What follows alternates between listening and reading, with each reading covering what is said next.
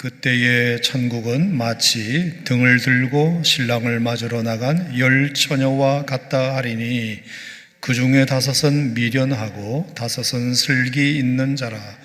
미련한 자들은 등을 가지되 기름을 가지지 아니하고 슬기 있는 자들은 그릇에 기름을 담아 등과 함께 가져갔더니 신랑이 더디 오므로 다 졸며 잘세 밤중에 소리가 나되 보라 신랑이로다 맞으러 나오라 하매 이에 그 처녀들이 다 일어나 등을 준비할세 미련한 자들이 슬기 있는 자들에게 이르되 우리 등불이 꺼져가니 너희 기름을 좀 나눠 달라 하거늘 슬기 있는 자들이 대답하여 이르되 우리와 너희가 쓰기에 다 부족할까 하노니 차라리 파는 자들에게 가서 너희 쓸 것을 사라 하니 그들이 사러 간 사이에 신랑이 오므로 준비하였던 자들은 함께 혼인잔치에 들어가고 문은 닫힌지라. 그 후에 남은 처녀들이 와서 이르되 주여 주여 우리에게 열어주소서. 대답하여 이르되 진실로 너희에게 이르노니 내가 너희를 알지 못하노라 하였느니라. 그런즉 깨어 있으라. 너희는 그날과 그 때를 알지 못하느니라. 아멘.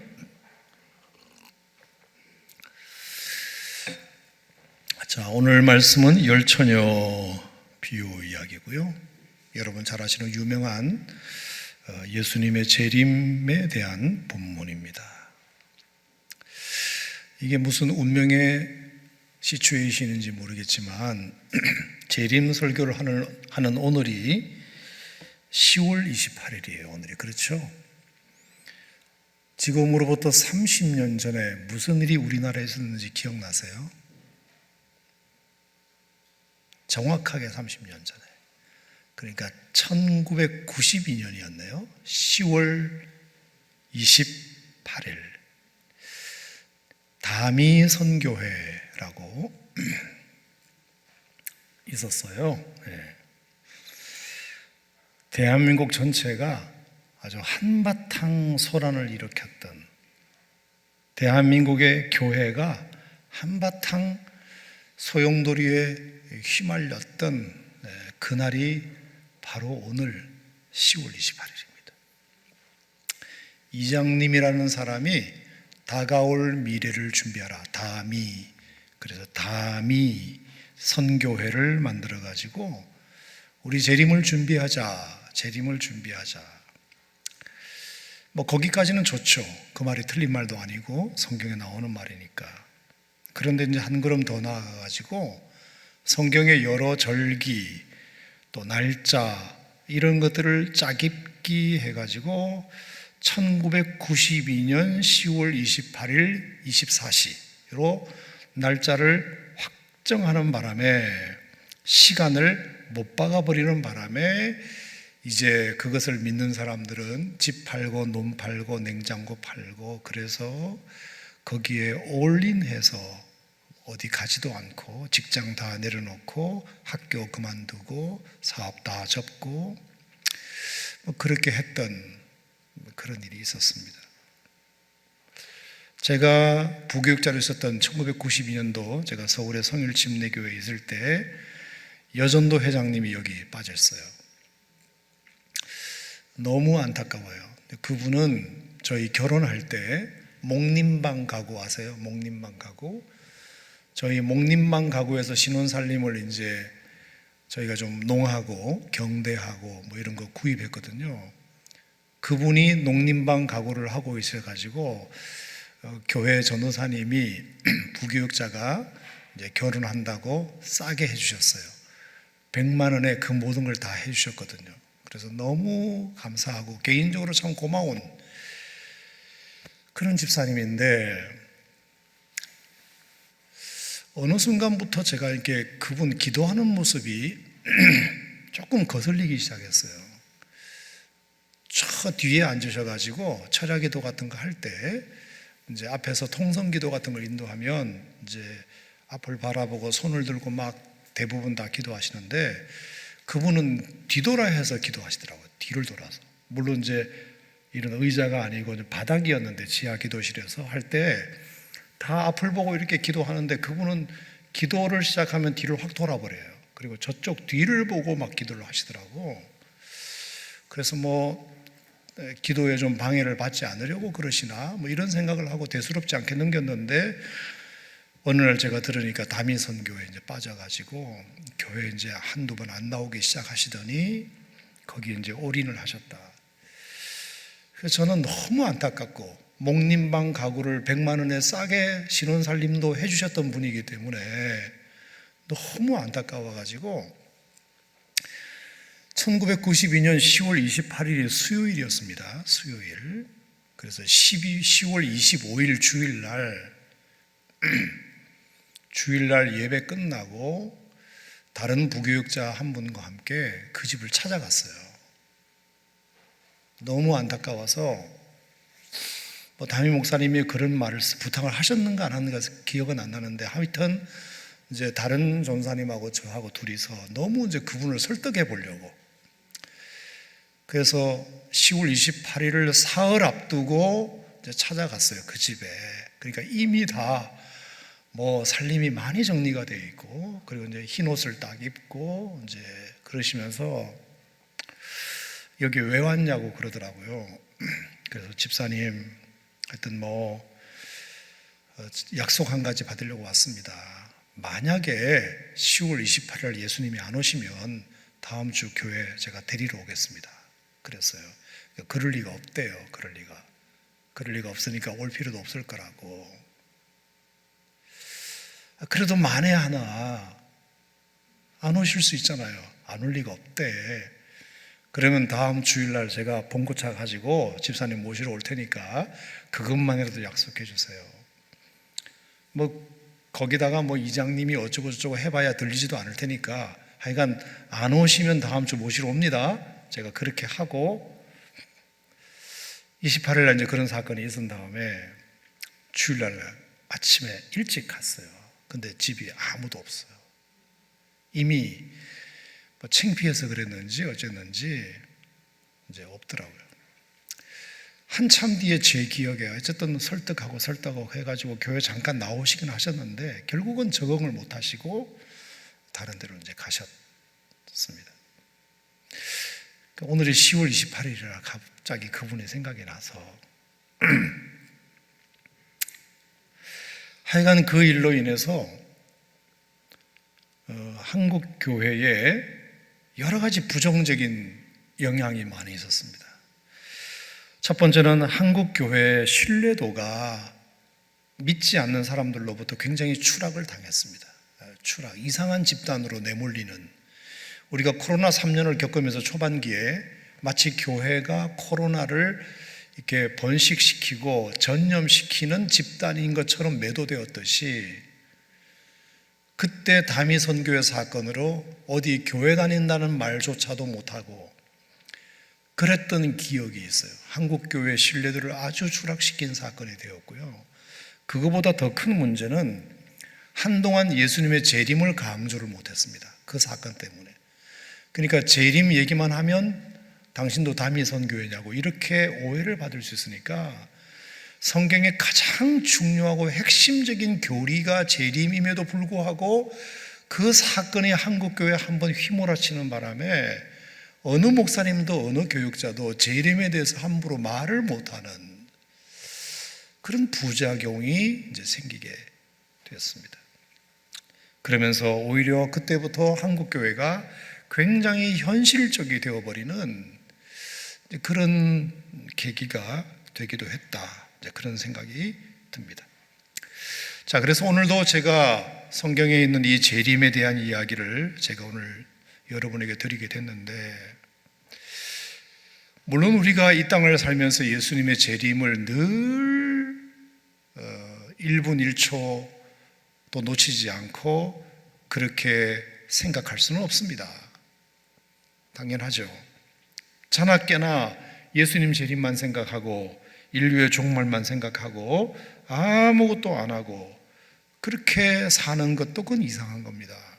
왜냐하면 하나님이 우리를 이 땅에 보내시고 육신의 몸을 입고 이 땅에 오셔서 공부하게 하시고 직장 다니게 하시고 결혼하게 하시고 가정을 꾸미게 하신 것도 이 땅에서 누리는 행복도 주님께서 우리에게 충분히 누리라는 그런 뜻으로 우리에게 가족도 허락하시고 직장도 허락하시고 또 공부도 허락하시고 하셨다고 생각하기 때문에 우리가 이 땅에서 행복하게 사는 것, 이 땅에서 즐기는 것을 즐기고 즐기면서 사는 것, 그것이 왜 나쁜 일이겠습니까? 그러니까 우리가 할 일을 싹 다 집어치우고 오직 재림만 생각하고 자나깨나 하늘만 바라보면서 하는 것, 그럴 수도 없고 그럴 필요도 없고 그래서도 안 된다. 저는 그렇게 생각합니다. 하지만 반대로 그렇다고 해서 아예 종말이 없는 것처럼 이 땅에서 영원히 살 것처럼 이 땅에만 소망을 두고 이 땅에서만 즐길 것을 찾고 그리고 우리의 마지막을 하나 준비하지 않고 사는 것도 그것도 문제입니다. 그래서 항상 양극단은 문제다 이렇게 생각하시면 됩니다. 그냥 양극단. 너무 1분 1초도 쉼 없이 그냥 죽음만 생각하고 재림만 생각하고 그렇게 사는 것도 문제고 아예 종말이 없는 것처럼 영원히 살 것처럼 이 땅에만 소망을 두고 아무것도 준비하지 않는 것도 문제다. 자, 그래서 오늘 저의 설교는 이 양극단을 피하고 이 양극단을 다 충족시킬 수 있는 정말로 건전한 재림신앙은 뭘까? 하여간 오늘 이 밤에 여러분이 잘 나오셨다 생각하고 30년 만에 다미선교회 36주년 기념으로 여러분이 오늘 이 시간 잘 들으시고 내 남은 삶을 이렇게 재림을 준비하면서 사는 것이 좋겠구나 그렇게 좀 생각해 보시는 시간이 되었으면 좋겠어요. 결론부터 먼저 말씀드리고 시작하겠습니다. 꼭 세 가지를 기억하셔야 됩니다. 첫 번째, 반드시 마지막은 있다. 동의하시면 아멘. 자, 여기에 누구도 시비를 걸 사람은 한 사람도 없어요. 제 말이 100% 맞으니까. 반드시 마지막은 있어요. 동의합니까, 여러분? 이것은 만고불변의 진리입니다. 그러니까 우주적 종말이든 개인의 종말이든 반드시 마지막은 있어요. 우주적 종말이 오기 전에 개인의 종말이 먼저 올 수도 있고요. 우리가 살아있는 동안에 우주적 종말이 올 수도 있고요. 뭐가 먼저 올지는 몰라요. 하지만 종말은 반드시 있다. 그러므로 절대로 나도 세상도 영원하지 않다. 여러분, 이게 첫 번째 재림의 신앙, 종말을 향하여 치닫고 있는 저와 여러분들이 꼭 잊어버리지 말아야 할 것은 맞다 생각합니다. 두 번째는 그날은 갑자기 온다. 갑자기 온다. 예고 없이 온다. 자, 그래서 제가 지난주에 개인의 종말, 개인의 죽음 얘기하면서 죽을 사자 한자로 얘기했어요. 한일자에 저녁 석자에 비수비자 그랬어요.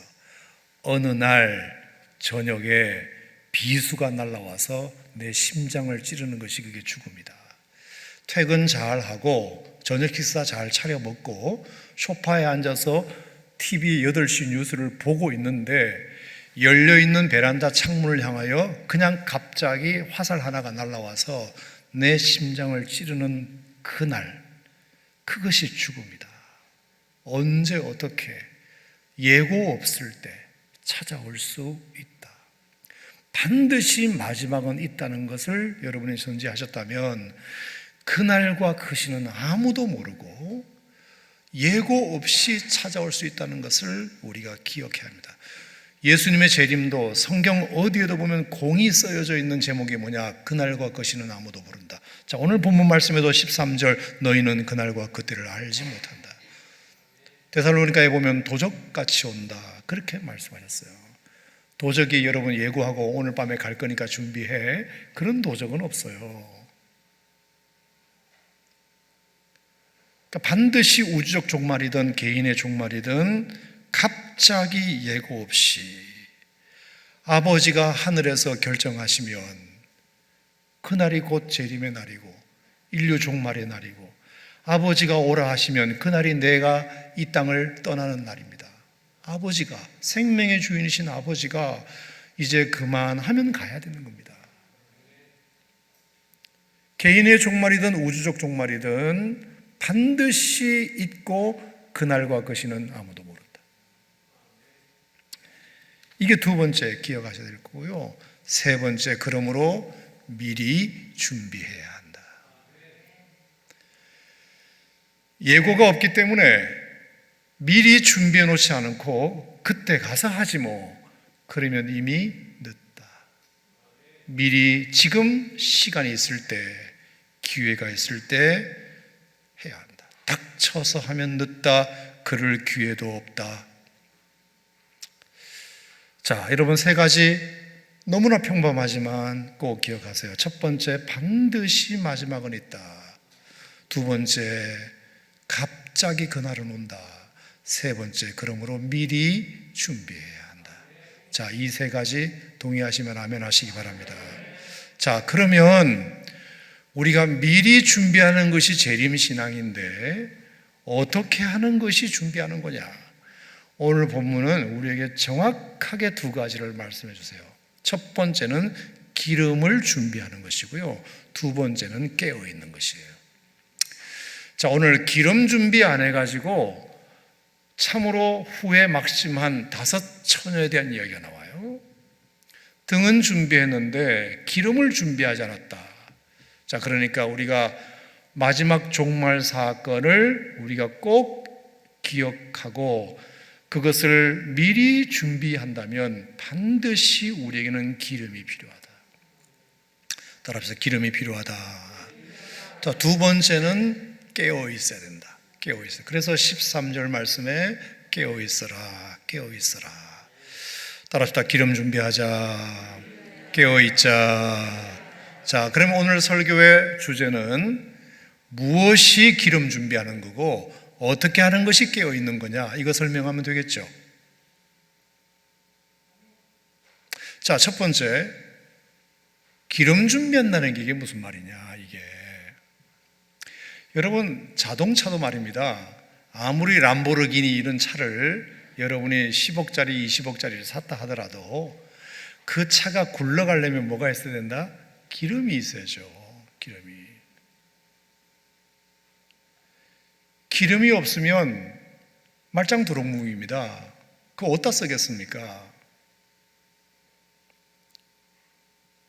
자, 오늘 본문에 보면 기름을 준비하지 못했다가 낭패를 본 5 처녀 이야기가 나옵니다. 그런 처녀들을 미련한 자들이다. 성경은 이렇게 말했습니다. 미련한 자들이다. 자, 이스라엘 결혼 풍습은 제가 간혹 설교를 드렸는데 다시 한번 정리를 해드리면, 정확하지는 않습니다만 대충 제가 알고 있는 것은 이거예요. 자, 예를 들어서 어떤 남자가 한 여인이 마음에 들었다고 칩시다. 눈에 들어왔어요. 사랑하는 마음이 생겼어요. 그러면 이제 프로포즈를 하죠. 프로포즈를 합니다. 내가 당신 마음에 드는데, 이렇게 프로포즈를 합니다. 그래서 결혼할 마음이 있다. 그러면 이제 이제 여자 집을 찾아가죠. 남자가 찾아가서 그 부모님에게 허락을 받아야 될 거 아닙니까? 그 허락을 받는데 그냥 되는 것이 아니고 이제 7일간 잔치를 봅니다. 잔치를 배설합니다. 그래서 좀 돈이 필요해요, 남자들은. 어쨌든 그래서 잔치를 배설합니다. 그 잔치 때 이제 가족들, 친지들, 친구들, 동네 사람들이 오는 겁니다. 누가, 어느 남자가 너 누구 친구를 좋아하게 됐대. 그래서 잔치하는데 우리 가서 한번 우리도 선 좀 봐주자. 그렇게 해서 우르르 몰려가가지고 며칠 동안 그 남자가 대접하는 대접을 받으면서 그 남자를 이제 스캔하는 겁니다. 스캔하는 겁니다. 과연 내 친구의 남편이 될 만한지, 내 조카의 남편이 될 만한지, 내 딸의 남편이 될 만한지를 점검하는 겁니다. 대화도 나눠보고 또 어떻게 접대하는 건지도 보고. 자, 그렇게 하면서 그 청혼을 받은, 프로포즈를 받은 그 여성도 이제 그 남자가 자기 집에 어떻게 하는지를 보면서 이제 마음의 결정을 하는 거죠. 그리고 나서 이제 7일이 지난 다음에 이 남자가 포도주 잔에다가 포도주를 담아가지고 정식으로 이제 프로포즈를 합니다. 나와 결혼해 주시겠습니까? 그러면 이제 그 여자가 그 포도주를 받아 마시면 정혼 관계가 되는 거고요. 싫어요? 하고 그러면 7일 동안 돈 쓴 거 날아가는 거고요. 그러니까 이제 청혼을 해서 포도주 잔을 부끄럽지만 받아들일게요 하고 싹 마셔버리면 그때부터 성경에 나오는 정혼 관계가 되는 거죠. 정혼 관계가 되는 겁니다. 자, 정혼한 사이가 되면 이제 남자는 자기 집으로 갑니다. 본가에 가서 아버지에게 그 사실을 알리고 1년 정도 그 부인을 데려오기 위한 집을 장만합니다. 집을 장만합니다. 1년 정도 그 집을 잘 꾸미고 도배할 거 도배하고 인테리어 할 거 하고 이렇게 해서 이제 여자를 맞이할 준비를 합니다. 그러면 신부는 뭐 할까요? 신부는 이제 가서 살 준비하는 거죠. 신부 수업도 하고 음식하는 법도 배우고 또 신부는 여러 가지 살림도 준비하고 이렇게 해서 1년 동안 정혼한 사이에서 서로가 남자는 집을 준비하고 여자는 살림을 준비하고 이렇게 해서 1년간 떨어져서 지내는 겁니다. 그러다가 1년이 되면 아버지가 아들이 부인을 맞이할 준비가 됐는지 점검하고 오케이가 되면 아버지가 사인을 주는 겁니다. 가서 네 부인 데려와, 며느리 데려와 라고 아버지의 허락을 받습니다. 그리고 나서 신부 집에도 사람을 보내가지고 알립니다. 우리가 가기로 했으니까 기다려. 신부 집에 알리고 그 다음에 이제 맨날 몇 시에 가는 거죠. 자, 그때 이제 신랑도 들러리 10명 정도를 데리고 이제 출발하는 겁니다. 낮이 아니라 저녁에, 밤에 이제 가는 겁니다. 밤에. 그래서 남자가 10명의 들러리를 데리고 이제 여자를 데리러 행차를 하는 거죠. 행차를 하는 겁니다. 자, 이때 신부도 이제 신랑이 자기를 데려온다는 전가를 받았기 때문에 이제 서둘러서 준비를 하고 신랑을 따라갈 준비를 갖추는 겁니다. 그때 신부만 가는 게 아니라 들러리 10명도 같이 가려고 들러리가 준비되는 겁니다. 그러면 대문 앞에 들러리를 오늘 온다고 했으니까 들러리를 10명을 세워가지고 신랑이 올 때 맞이하도록 들러리를 집 앞에 대문 앞에 세우는 거죠. 자, 오늘 열 처녀가 바로 그런 들러리라고 생각할 수 있고요.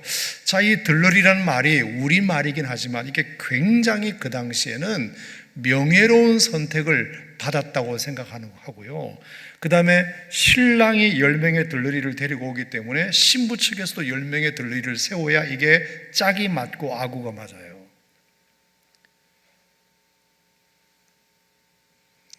그래서 이 들러리들은 친구의 명예, 시집가는 친구의 명예를 지켜주기 위하여 정말로 간택되었다는 것에 대한 영광스러움과 그리고 마지막 그 신랑을 잘 맞이해서 신랑 집에 다시 들어가기까지 그 모든 과정을 이제 등을 들고 그 밤길을 비춰주는 역할을 신부가 신랑 집까지 도착할 때까지 쭉 서서 함께 따라가는 일을 참여하게 되는 겁니다.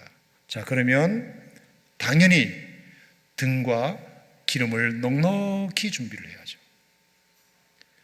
신부와 신랑의 집의 거리가 얼마나 되는지 모르지만 어쨌든 간에 제가 자료를 보니까 그 등에 말입니다.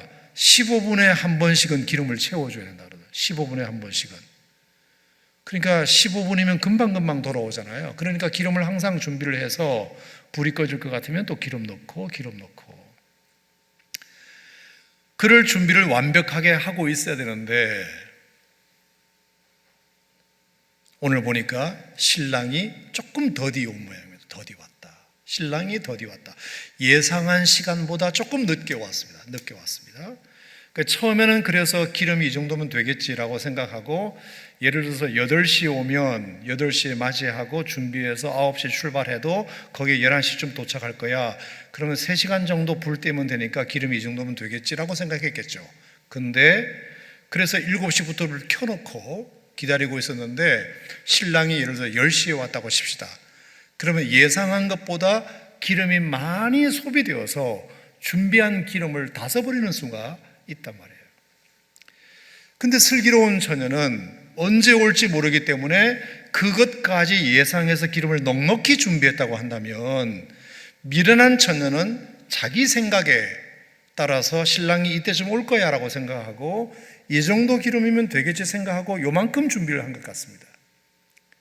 그러니까 자기들이 원하는 시간에 신랑이 왔다면 문제가 없었겠지만, 자기들이 원하는 시간에 신랑이 더디 오는 바람에 불을 켜두는 시간이 많아짐으로 말미암아 막상 이제 신랑이 왔을 때 신랑을 맞이해서 신랑 집까지 불 켜서 갈 기름이 없는 겁니다.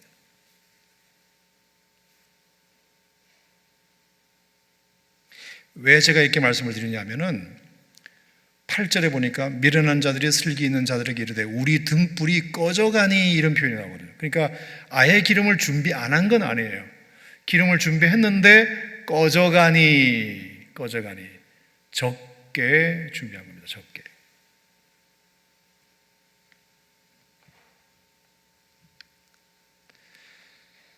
그래서 어쩔 수 없이 기름이 모자라니까 기름을 넉넉히 준비한 그 처녀에게 기름 좀 나눠달라. 8절에 그렇게 말해요. 기름을 나눠달라. 그랬더니 슬기 있는 자들이 대답하여 이르되 우리와 너희가 쓰기에 다 부족할까 하노니 빨리 가서 상점에 가가지고 기름을 사와라. 이렇게 하게 됩니다. 그런데 그들이 사러 간 사이에 신랑이 왔고 신부가 따라가게 됐고, 그리고 행차를 하는 바람에 결국에 나중에 와보니까 이미 떠나고 없더라. 그래서 불이 나게 뒤쫓아갔더니 신랑 집이 문이 닫혀버렸다. 그래서 주여 주여 열어소서 열어소서 그랬더니 내가 너희를 알지 못하느라, 이렇게 이제 마감이 되는 상황입니다. 자, 여기서 질문 2가지가 있는데요. 첫 번째 질문은 뭐냐면, 저도 이제 그런 질문을 했는데, 이거 좀 나눠주지, 그거 참 매몰차게, 이런 생각을 첫 번째 할 수 있어요. 아까지 그거 좀 같은 들러리끼리 너무 매몰차네, 자기들만 가려고 이렇게 친구들이 좀 적게 준비한 친구들에게 그거 좀 나눠주면 안 되나, 이런 생각을 할 수 있어요. 자, 여러분, 분명히 오늘 이렇게 얘기했습니다. 우리와 너희가 쓰기에 다 부족할까 하노니. 여러분, 이 말은 뭘까요? 자, 우리는 신앙생활 하면서 약간 우리에게 어떤 생각이 조금 성경적이지도 않은 생각을 하나 하게 되느냐 하면은 이런 부분이에요. 아니, 그거 미련한 자들이 기름을 좀 적게 준비할 수도 있지. 신랑이 좀 더디 온 잘못이 있잖아. 자기들이 처음에는 이 정도면 될 줄 알고 준비했을 텐데 신랑이 늦게 와서 모자라게 된 거니까 좀 많이 준비한 사람이 나눠주면 안 되나? 치사하게 그렇게 그것도 안 나눠주고 자기들끼리만 쏙 내빼나? 우리 마음에는 이런 가치관이 있어요. 근데 여러분, 오늘 본문 말씀은 슬기 있는 자라는 표현을 썼어요. 슬기 있는 자. 슬기라는 말은 지혜라는 말인데, 여러분, 제가 지혜에 대한 가장 탁월한 정의 중에 하나는 제가 갖고 있는데요. 그게 뭐냐면 더 좋은 것을 선택하는 능력이라고 그랬어요. 다른 말로 표현하면 무엇이 더 중요한지를 아는 능력이에요. 그게 지혜예요. 지혜는 무엇이 더 중요한지를 아는 것이 그게 지혜예요. 자, 여러분, 우리의 인생에서 무엇을 선택해야 할 때 덜 중요하고 더 중요한 것이 있습니다. 그렇죠? 급한 것이 있고 덜 급한 것이 있습니다. 자, 그랬을 때 지혜 있는 사람은 더 중요한 것을 선택하는 능력을 가진 사람이에요. 자, 지금 이 상황에서 모자라는 기름을 달라고 하는 친구들에게 나눠주는 것이 더 중요한 일인지, 아니면 이 중차대한 일륜지 대사를 치르는 자기 친구 신부를 위해서 끝까지 신랑집까지 길을 잘 밝혀서 이 신부가 그 신랑집까지 잘 가게 하는 것이 진짜 중요한 일인지는 여러분 판단해 보세요. 무엇이 더 중요할까요? 무엇이 중요한디? 무엇이 진짜 중요한가요?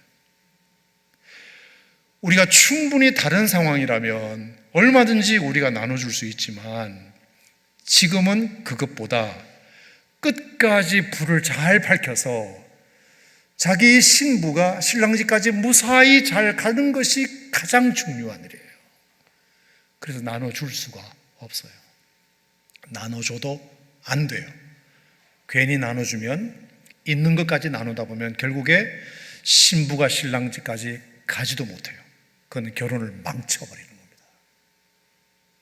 가장 중요한 일은 그 결혼이 끝까지 잘 성공적으로 끝나는 것이 이 상황에서는 제일 중요합니다. 그게 슬기로운 자의 선택입니다. 그런데 자기가 부족하다고 해서 그걸 자꾸 나눠달라고 해서 있는 사람 것까지 뺏어버리면 자기는 조금 충족시킬 수 있지만 결혼식 전체가 망하는 길입니다. 여러분, 제가 교회를 목회하고 담임 목회하면서 이런 경우가 아주 많아요.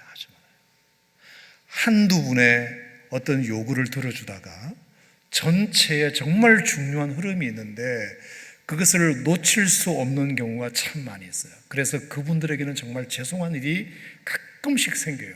여러분들이 이해해 주셨으면 좋겠다. 자, 예수님께서 어느 날 요한복음 12장에 보면 300데나리온이라는 나드 향유를 예수님에게 갖다 부은 사건이 있었을 때 가룟 유다와 제자들이 거기다가 뭐라고 그랬냐면, 그거 가난한 자들에게 주지, 그거 300데나리온이나 되는데 그거 팔아가지고 가난한 사람에게 주지, 왜 아까운 그것을 그 발에다가 다 허비하느냐. 우리가 딱 윤리적으로 도덕적으로 들으면 그 말이 훨씬 맞아 보여요.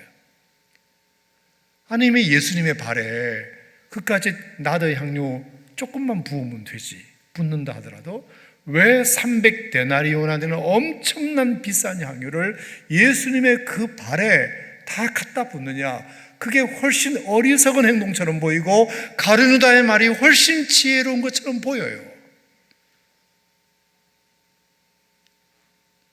근데 예수님께서 뭐라 그러셨어요? 가난한 자들은 너희들이 항상 있다. 하지만 저 여자는 내 장례를 준비해서 더 좋은 것을 선택했다. 여러분, 지금 그 상황에서는 지금 무엇이 중요하냐? 예수님의 장례를 준비하는 그것이 더 중요한 사역이기 때문에, 더 중요한 일이기 때문에 내가 가난한 자들에게 물건을 나눠준다는 것을 무시하는 것도 아니고 몰라서가 아니라 지금은 이게 더 중요한 거예요. 지금은. 자, 동의하시면 아멘. 이해가 되시나요?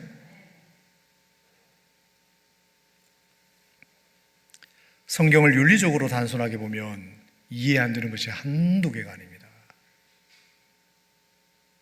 여러분의 세상적 기준으로 도덕책에서 배운 그 윤리를 가지고 알량하게 성경에 대입하면 성경에서 이해 안 되는 것이 여러 개 있어요.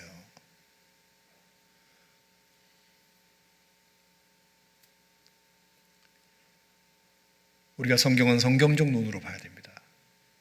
하나님의 가치관으로 봐야 됩니다.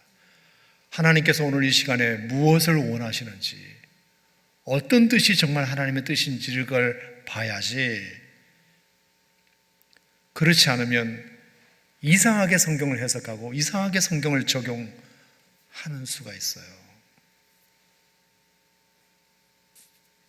자, 오늘 본문 말씀도 마찬가지입니다. 우리가 남을 도와주고 기름이 부족한 사람에게 기름을 나눠주는 것이 나쁘다는 것이 아니라, 그건 평소에 그렇게 할 수 있지만 지금 중요한 일은 일륜지 대사를 치르는 신부가 신랑을 맞이하여 신랑집까지 무사히 잘 갈 수 있도록 불을 밝히는 것이 가장 중요한 일이기 때문에 그 일이 틀려서가 아니라, 옳지 않아서가 아니라 그 일을 할 수가 없어요. 할 수가 없습니다. 거기다가 어디 도덕책에서 배운 윤리를 갖다 대면서 왜 그거 좀 나눠주지, 그 참 매몰차네, 이런 얘기는 하지 말기. 이제는 하지 말아야 돼요. 무엇이 더 중요하냐.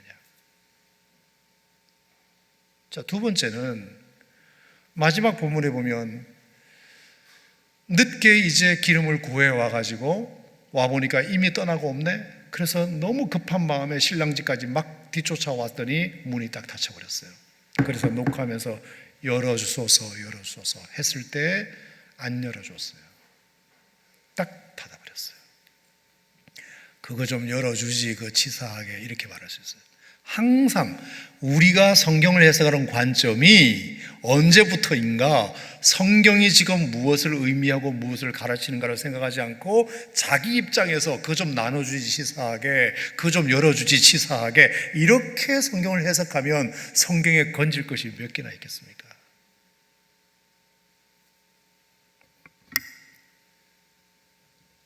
여러분, 이건 다 못난 자의 핑계입니다. 못난 자의 핑계. 본인 잘못을 덮고 남 탓을 하려고 하는 아주 이기적인 행동입니다. 본인은 준비하지 않고 남의 것만 뺏으려는 사람입니다. 더 할 생각은 하지 않고 안 할 생각만 해서 되도록이면 덜 하고도 뭔가를 챙기려고 하는 욕심쟁이입니다. 제가 학교에서 이제 아이들 이렇게 가르치면서 꼭 학기가 끝나고 나면 꼭 이런 아이들이 한 2명은 있어요. 2명. 뭐냐? 출석도 안 했어요. 레포트도 안 냈어요. 시험도 완전히 엉망으로 쳤어요. 그러니까 59점 밑으로는 F학점이잖아요. 아무리 두드려 봐도, 잘 봐줘도 30점, 40점밖에 안 나와요. 근데 F를 딱 때리면 바로 전화가 와요. 교수님, 제발 F만 면하게 해주세요. 자기 이거 F 받으면 졸업장 못 받아요. 이러면서 얼마나 저에게 물고 늘어지면서 졸업장 못 받아요. 제가 취직을 해야 되는데 졸업증명서가 없으면 취직 자리도 못 들어가요. 이러면서 저한테 계속해서 인간적으로 F만 면하게 해달라. D라도 좋으니 F만 면하게. 그래야 제가 취직도 할 수 있고 졸업하고, 그것 만약에 이거 안 되면 우리 아버지한테 맞아 죽어요. 이러면서 저한테 협박과 읍소와 아주 그냥 이런 마음으로 이미 다 끝나고 나서 자기는 아무것도 하지 않고 저한테 F만 면하달라고 하는. 그럴 것 같으면 미리 해서 그렇게 하지. 자기는 아무것도 하지 않아놓고 문 열어주지 않는 사람만을 뭐라고 하는, F학점 준 교수만 되게 치사하다, 매몰차네, 학생이 이렇게 원하면 좀 해주지, 이렇게 오히려 교수에게 잘못을 돌리는 이런 학생들이 꼭 매 학기에 2명씩은 있습니다. 2명씩 있어요. 여러분, 우리가 사회생활이든 신앙생활이든 그렇게 하면 안 됩니다. 안 돼요. 또 어떤 분은, 목사님 질문 있습니다. 술 취하지 말라 그랬지 술을 입에 대지도 말라는 성경 구절 없지 않습니까? 이렇게. 담배 피지 말라는 성경 구절 없지 않습니까? 이렇게. 어떻게든지 커트라인에서 놀아보려고, 가장 밑바닥, 그 커트라인만 어떻게 안 걸려보려고 신앙생활을 하는, 우리가 하나님 앞에 더 많은 것을 드려도 아까워, 더 많은 것을, 더 귀한 것을, 더 많이 헌신하지 못한 것에 대한 죄송함만을 가지고 살아가는 것이 아니라 어떻게든지 최소한의 것을 하면서 F만 면하려고 하는 이런 식의 태도를 가지고 신앙생활 하시는 분들이 다행히 우리 교회는 없는데 다른 데 가면 간혹 있습니다. 그런 분들이. 여러분, 우리가 그런 식으로 신앙생활 하면 안 됩니다. 11조도 마찬가지예요. 11조도 우리가 하나님께서 11조라는 10분의 1이라는 경계선을 정하긴 했지만 우리의 마음은 어떤 마음이어야 됩니까? 하나님 앞에 내가 10의 2조라도 10의 3조라도 10의 4조라도 내가 하나님 앞에 더 드리고 싶어하는 그 마음으로 드려야지. 그래야 그 11조가 의미 있고 가치가 있고, 하나님께서 열이라는 것을 주셨는데 하나님이 그래도 나에게 최소한 하나만 받자고 하시네, 참 감사하다, 이런 마음으로 하면 정말로 그 신앙생활이 11조를 드리는 마음이 행복하고 감사하고 기쁨이 넘치겠지만, 가뜩이나 없는데 열을 가지고도 모자라는 이 상황에 어떻게 하나를 떼라고 하시나, 이렇게 나가면 여러분 드리는 마음도 기분이 언짢고 어떻게든지 안 하고자 하는 마음만 자꾸 갖게 되면 간당간당하게 거기에 걸어놓고 싶기는 한데 더 헌신하기는 싫고, 이 마음으로 우리가 신앙생활 하다 보면 참 우리 신앙생활이 기쁨이 없는 그런 신앙생활을 할 수밖에 없겠다. 자, 오늘 지금 제가 드리는 얘기가 이해가 되시면 한번 아멘 해보시겠어요? 우리가 하나님 앞에 더 하면 더 하지, 자꾸 어떻게 하면 덜 할까를 고민하는 그런 신앙생활을 우리가 하지 말자. 나중에 가서 문 열어달라고 막 두드리면서 문 안 열어준 사람 보고 뭐라고 하지 말고, 내가 평소에 준비하지 못해서 이렇게 됐지 라고 생각해야지, 그 치사하게 그거 문도 안 열어주고 치사하게 그 기름도 좀 안 넣어주고 이렇게 자꾸 남의 탓을 하면서 신앙생활을 하다 보면 그건 미련한 사람이다. 여러분, 신앙생활뿐만 아니라 우리 사회생활도 마찬가지. 항상 더 할 생각을 해야지 어떻게든지 한번 덜 해볼까. 여러분, 그렇게 해서 우리가 지도자가 될 수 없고 영향력 있는 인물이 될 수 없다는 거, 제가 그냥 지나가는 말로 말씀을 드립니다. 아무튼 기름을 잘 준비하자. 자, 기름이라는 것이 뭐냐? 저는 뭐 이렇게 생각합니다. 재림 사건을 놓고 봤을 때는 우리가 하나님을 사랑하는 마음, 또 하나님을 전적으로 신뢰하는 믿음, 그것이 우리가 정말 준비해야 할 기름이라고 생각이 드는데, 자, 왜 그러냐면 24장 51절에 25장을 시작하면서 이런 말씀이 나와요. 어미 때리고 외식하는 자가 받는 벌에 처하리니 거기서 슬피 울며 이를 갈리라. 24장 5절 말씀에 51절 말씀에 외식하는 자라는 말이 나와요. 외식하는 자. 자, 외식한다는 말이 뭐죠? 겉으로는 번들어하게 하는 것 같지만 속 알맹이는 하나도 없는 것을 말합니다. 마음이 없이 하는 것을 말해요. 예배는 옵니다. 헌금은 합니다. 봉사는 합니다. 죄송해요. 근데 마음이 없고 하나님을 사랑하는 마음이 없이 하는 것이 외식입니다. 자, 바리새인들을 향하여 특히 예수님께서 외식하는 자라고 엄포를 놓으신 것도 그들의 무슨 행위가 잘못되어서가 아닙니다. 철두철미하게 율법을 지키고 11조도 하고 금식도 하고, 그거 쉬운 거 아닙니다. 그런데 왜 예수님께서 그들을 외식하는 자라고 했을까? 마음이 없이 하기 때문입니다. 하나님을 사랑하는 마음이 없이, 믿음이 없이 하는 것이기 때문에 외식하는 자라고 주님이 말씀하셨습니다. 알맹이가 없다. 하나님을 사랑하는 마음으로 하지 않는다. 자, 결국은 뒤집어서 얘기하면 우리가 기름을 준비한다는 것은 다른 게 아니라 작은 것 하나를 하더라도 하나님을 사랑하는 마음으로, 작은 행위 하나를 하더라도 정말 믿음으로 우리가 그것을 하는 것이, 그게 준비지. 그게 재림을 준비하는 것이고 마지막을 준비하는 것이지, 우리가 집 팔고 논 팔아서 흰 옷 입고 어디 모여 있는 것이 재림 준비하는 게 아니고, 평소에 우리가 신앙생활 할 때 늘 기름을 잘 준비해서 하나님을 사랑하는 마음과 정성을 다하는 신실한 마음과 하나님을 진짜로 신뢰하는 믿음으로 하나를 하더라도 제대로 하는 것이, 그게 재림을 준비하는 첩경이다. 동의하시면 아멘 하시기 바랍니다. 자, 우리가 결혼을 준비하는 것도 마찬가지입니다. 신랑 신부가 결혼을 준비하는 데 있어서 결혼 준비 잘 돼가? 이렇게 물으면 예식장 잘 잡았고요, 신혼여행 어디 갈 거고요, 집은 어디다가 장만했고요, 차는 뭘 준비했고요, 텔레비는 몇 인치 준비했고요, 냉장고는 삼성으로 했고요, TV는 LG로 했고요. 어떻게 생각하세요? 어떤 느낌이 드세요? 결혼 준비 잘 돼가?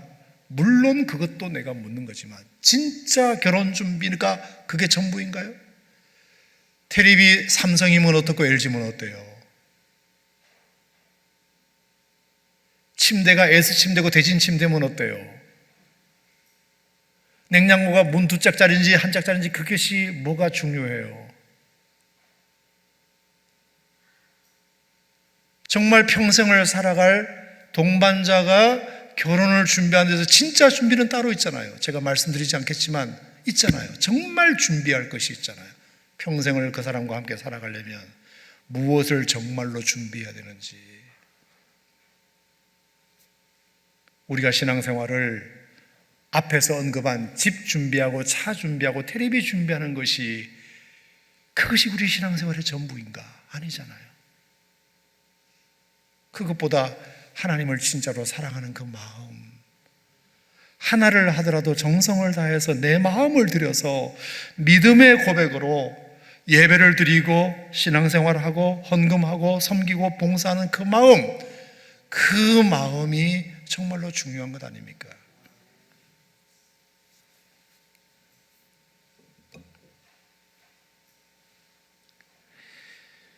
여러분, 결국 기름을 준비한다는 말은 저는 그거라고 생각합니다. 차가 잘 굴러가기 위해서 기름이 필요하듯이 우리가 신앙생활을 잘 하기 위해서 언제나 우리 마음속에 준비되어야 될 것은 몇 번 더 나가고 얼마를 더 하느냐보다 그것을 하게끔 만드는 내 안의 동력, 하나님을 사랑하는 마음, 은혜를 아는 마음, 그 마음이 우리에게 있을 때 그것을 하나님이 진짜 받으시고 그것이 우리가 주님이 재림하실 때 그 마음을 하나님 앞에 드려 상 받는 거지 무엇을 얼마나 많이 했느냐는 하나도 남지 않는다. 동의하시면 아멘 하시기 바랍니다.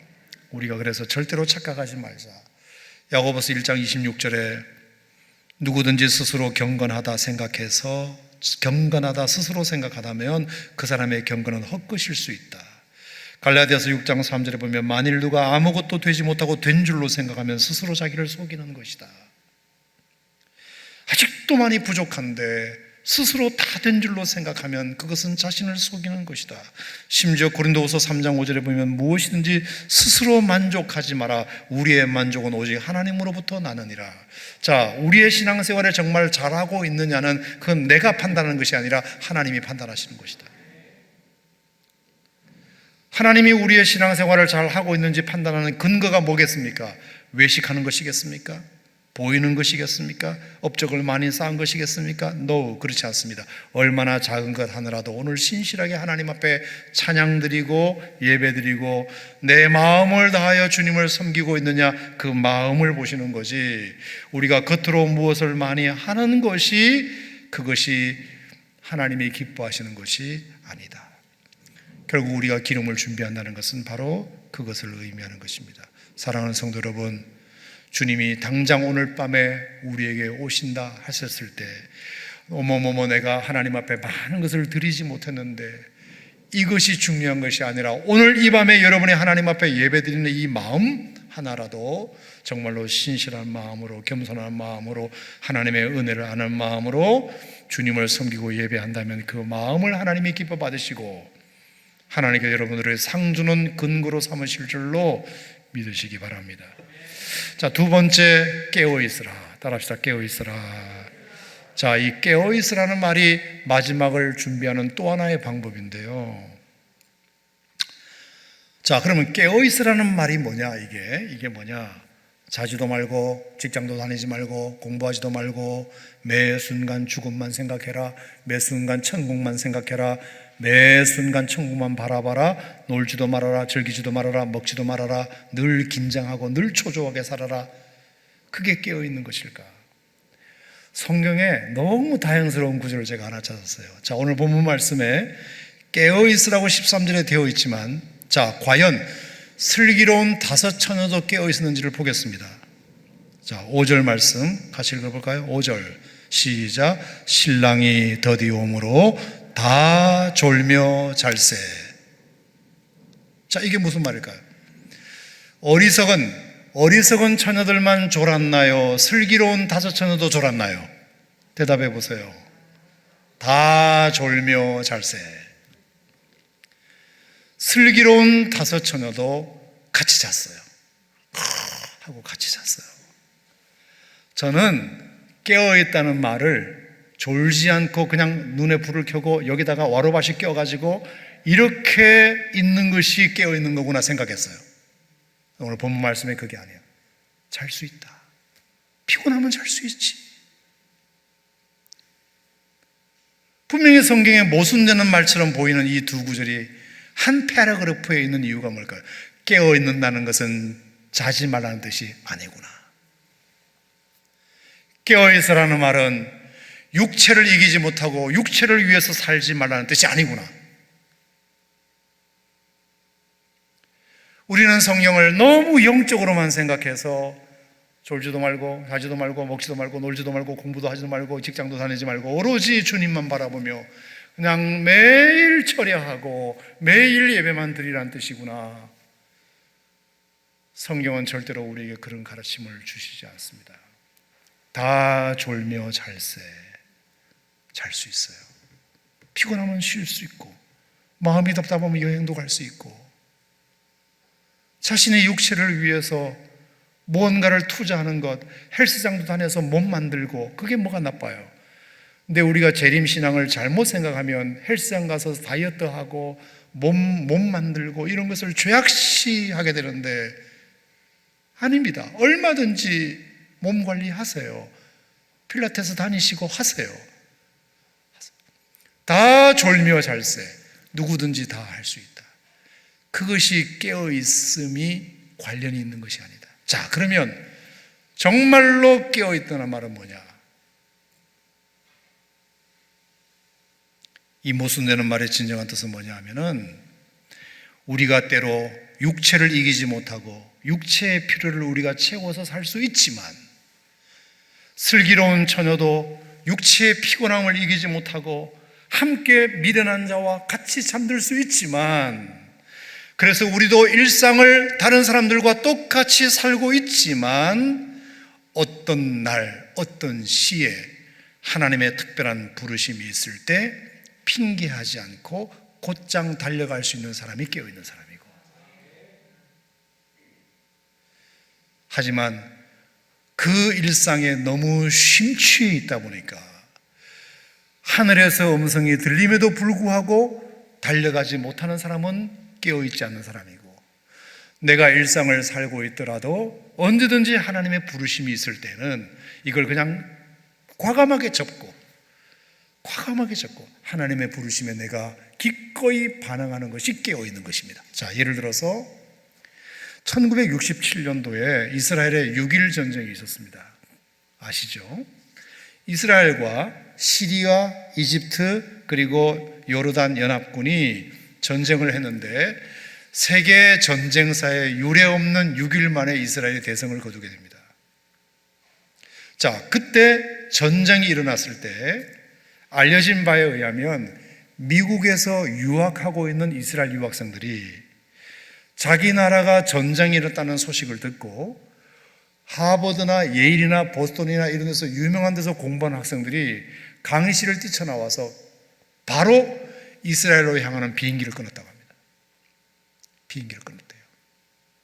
나라가 전쟁이 일어났다는데 우리가 태연하게 지금 여기서 공부하게 생겼냐. 그래서 나라가 부르지도 않았는데 우리라도 가서 보탬이 돼야지. 여러분, 이런 사람이 깨어있는 사람입니다.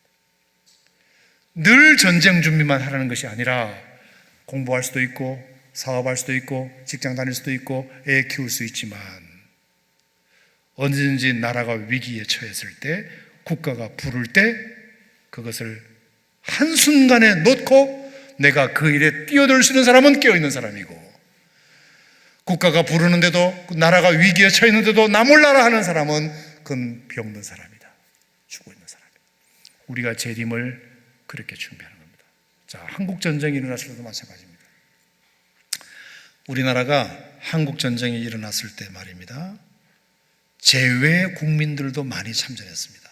그 중에 가까운 일본에 살고 있는 재외 국민들도 한반도에 전쟁이 일어났다는 것 때문에 각 나라에서 유엔군만 온 게 아니라 재외 국민들도 이 전쟁에 많이 참전했는데 기록을 보니까 642명의 일본에서 사는 사람들이 대학생, 의사, 직장인, 사업가 이런 사람들이 군번도 없이 한반도에서 전쟁이 일어났다는 것 때문에 642명이 공식적 기록으로 일본에서 건너와 가지고 이 대한민국 땅을 지키기 위해서 싸운 사람들, 군번도 없이 싸운 사람들이 있었다. 여러분, 그 642명 중에 135명이 전사하거나 실종됐습니다.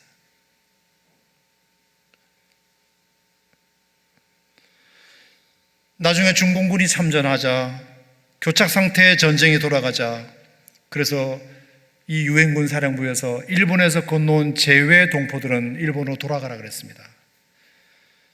그랬을 때 이 재외 동포들이 끝까지 남겠다고, 전쟁이 끝나는 것을 보기 전까지는 우리는 절대로 돌아가지 않겠다고, 그래서 끝까지 남아서 1953년 7월 달에 휴전할 때까지 이 나라를 지키다가 135명이 전사하거나 실종되고 265명이 전쟁 끝나고 돌아갔는데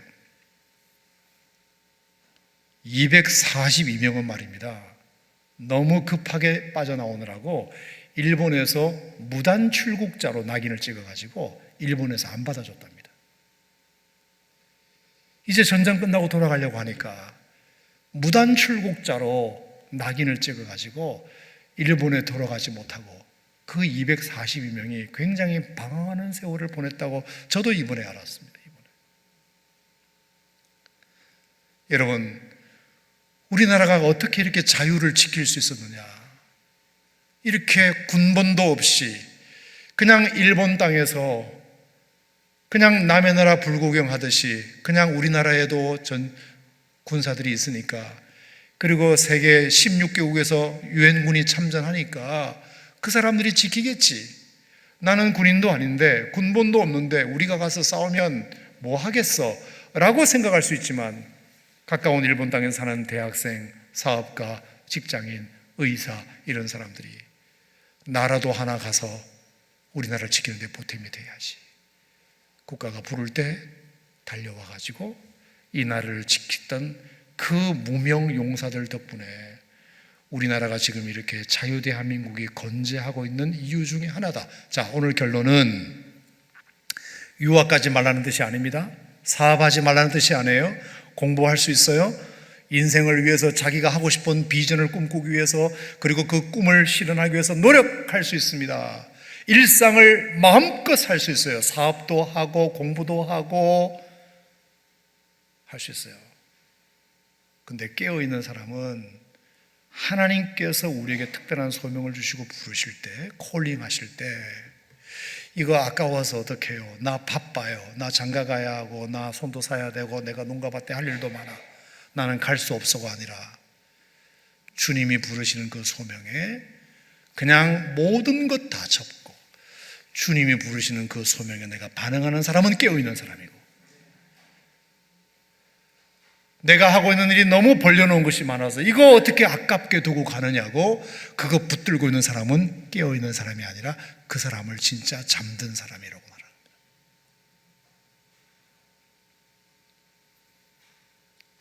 자, 평소에 우리가 기도하지 못할 수 있습니다. 제가 기도를 좀 잊어버리고 살았어요. 자, 그런데 교회가 특별 새벽 기도를 선포한다고 칩시다.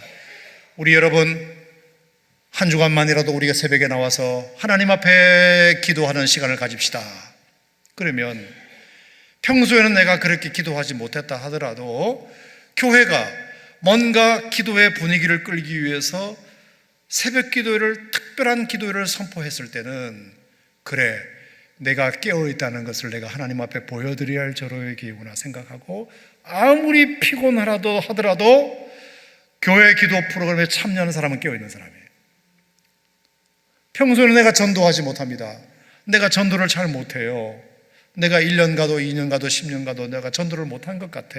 근데 교회에서 어느 시간, 어느 기간을 정해가지고 전도의 달로 선포하고 우리 좀 전도합시다 이렇게 선포했을 때 하나님의 뜻으로 알고 하나님의 부르심으로 알고, 그래 교회가 저렇게 말하니까 내가 그 부르심에 내가 응답하여 내가 가야 되겠구나, 내가 어떻게든지 한번 내가 눈에 불을 켜고 내 주변에 있는 태신자를 한번 찾아봐야 되겠구나 라고 생각하고 전도 프로그램에 동참하면 깨어있는 사람이에요. 그런 사람. 늘 그렇게 하라는 뜻이 아니라 우리가 졸며 잘 수 있습니다. 슬기로운 사람도 피곤하면 잘 수 있어요. 내가 영적으로 약간 멀어질 수 있습니다. 하지만 어떤 영적인 자극이 특별하게 왔을 때 맞아 내가 이렇게 좀 잠들어 있다는 것을 하나님이 아시고 이런 시간을 통해서 하나님이 나를 깨우시는구나. 그러면 내가 일어나야지 라고 생각하고 벌떡 일어나서 따라가면 그 사람은 깨어있는 사람이에요. 내가 그동안 많이 섬기지 못했는데, 내가 그냥 집사라는 소리만 들었지 내가 하나님 앞에 제대로 교회에서 봉사하는 것도 없었는데, 뭔가 연말 연시에 여러분들에게 표를 나눠드리면서 우리 교회를 위해서 뭔가 이런 부분이 좀 필요하니 여러분 좀 섬겨주시기 바랍니다라고 교회가 요청을 하면, 내가 평소에는 섬기지 않았다 하더라도 교회가 그런 요청을 받았을 때, 교회로부터 요청을 받았을 때, 그래 그러면 교회가 저렇게 요청하니 내가 뭐라도 하나 해보자 라고 거기다가 체크 하나로 하는 사람이 깨어있는 사람입니다. 내가 바쁜데 뭘 자꾸 이런 걸 하라 그냥 예배 드리는 것만으로도 감지덕지지 그렇게 생각하면 어떻게 깨어있는 사람이라고 말할 수가 있겠어요? 일상을 살지만 육체의 필요를 위해서 내가 해야 될 일을 할 수 있지만, 하나님께서 영적으로 어떤 자극을 특별히 주실 때 그것에 우리가 반응하면서 함께 그 일에 동참하고자 하는 마음이 생겼을 때, 전쟁이 났을 때 미국의 유학생들이 자기 나라 귀국행 비행기 표를 과감하게 끊듯이, 6.25 동란이 났을 때 일본에 있는 사업가, 대학생, 의사 이런 사람들이 한국으로 군번도 없이 와가지고 600 몇 명이 이 나라와 이 민족을 위해서 싸웠듯이, 우리가 늘 군인이 아니기 때문에 우리가 총칼 들 필요는 없지만 우리가 일상생활을 하다가도 어떤 위기가 생겼을 때 내가 그것에 적극적으로 반응하며 나갈 수 있는 사람은 깨어있는 사람이에요. 이해가 되시면 아멘 하시기 바랍니다. 자, 오늘의 결론은 예수님께서 우리에게 오늘 열처녀 비유를 통해서 그래 마지막은 분명히 있다, 그때가 언제인지 모른다, 그래서 늘 준비하고 살아야 된다. 준비는 뭐냐? 두 가지다. 기름 준비하는 것과 깨어있는 것이다. 기름 준비한다는 건 뭐냐? 우리가 하나를 하더라도 마음을 다하고 뜻을 다하고 사랑을 마음을 다해서 우리에게 주어진 신앙생활을 오늘도 성실하게 잘 감당하는 것이, 그게 기름 준비하는 거고, 그리고 우리가 충분히 우리 육체를 위해서 살 수 있지만 사업도 하고 공부도 하고 직장생활도 하고 뭔가 자기 몸매 관리도 하고 다 할 수 있어요. 왜 그걸 못해요? 얼마든지 인생을 즐기기 위해서 할 수 있지만 어느 날 하나님이 나에게 콜링하실 때, 나를 부르실 때, 우리 이거 한번 하나님을 위해서 한번 해봅시다 라고 자극이 딱 왔을 때에는 그것을 먼저 우선하여 그래 하나님이 저렇게 말씀하실 때 교회의 필요가 곧 하나님의 필요라고 생각하고 내가 그것에 반응하여 순종할 때 그 사람은 깨어있는 사람이에요. 그러면 돼요. 제가 늘 말씀드리지만 매일 죽음을 생각할 필요는 없어요. 매일 천국만 바라볼 필요는 없어요. 매일 종말만 생각할 필요는 없어요.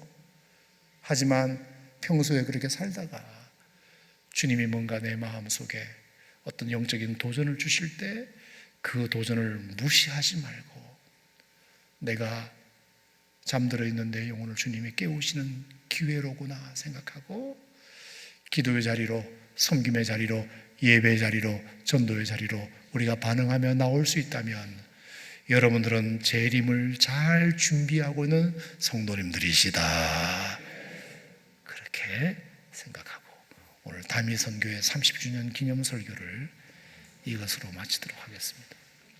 기도합시다.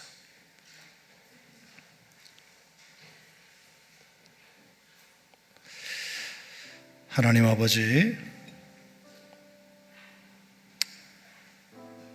30년 전 참으로 한국교회를 너무나 혼란스럽게 빠뜨렸던 시한부 종말론 일 때문에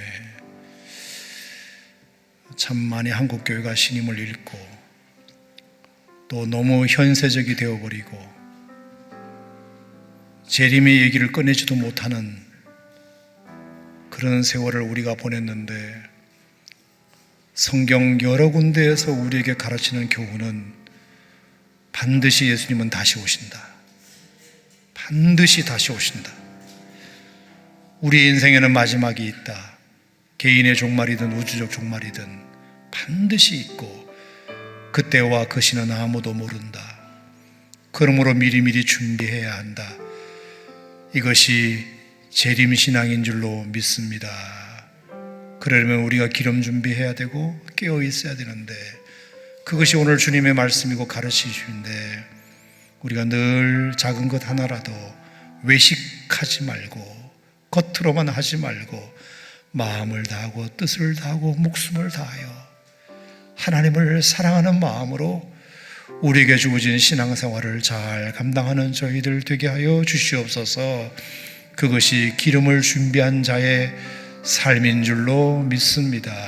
그리고 우리가 일상생활을 얼마든지 할 수 있지만, 자기를 위해서 살 수 있지만, 하나님이 나를 콜링하실 때, 영적인 자극을 주실 때 기도의 자리로, 예배의 자리로, 섬김의 자리로, 전도의 자리로 우리가 나아가는 것이, 그것이 깨어있는 자의 모습인 줄 알고 늘 우리가 하나님 앞에, 부르심 앞에, 주님의 콜링 앞에, 주님의 자극에 우리가 늘 반응하며 살아갈 수 있는 하나님의 백성들이 되게 하여 주시옵소서.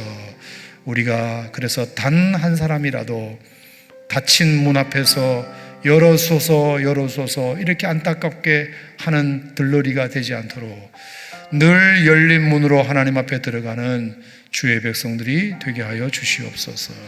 예수님 이름으로 기도합니다.